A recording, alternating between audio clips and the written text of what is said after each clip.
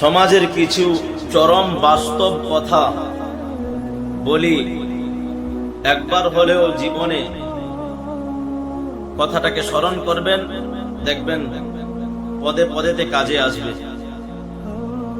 मैंने वक्त से पूछा मेरा कसूर क्या है, वक्त ने हंसकर कहा तूने हर किसी को अपना समझा। এটাই হলো চরম বাস্তব কথা।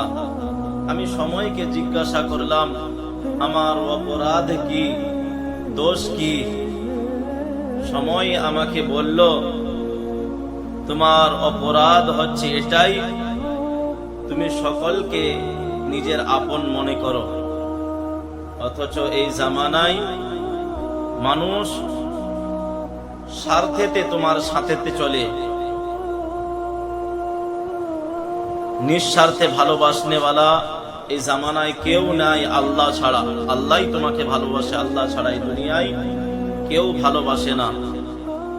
তাই কোনো কথা বলার আগে মানুষকে একবার ভাববে যে এ দুনিয়ায় কেউ আপন নয়।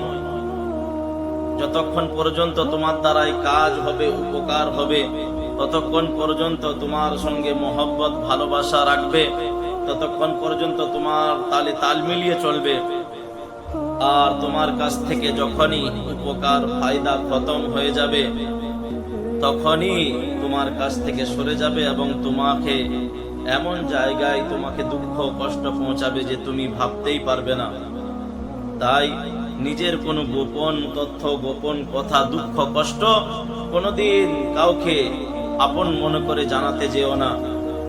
জানাতে গেলেই পদে পদেতে তোমাকে কষ্ট পেতে হবে, দুঃখ পেতে হবে। দুঃখ তো আল্লাহকে শোনাও, কষ্ট তো আল্লাহকে জানাও,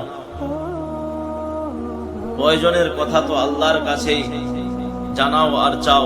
মাंगो उसी से जो दे खुशी से, ना कहे किसी से।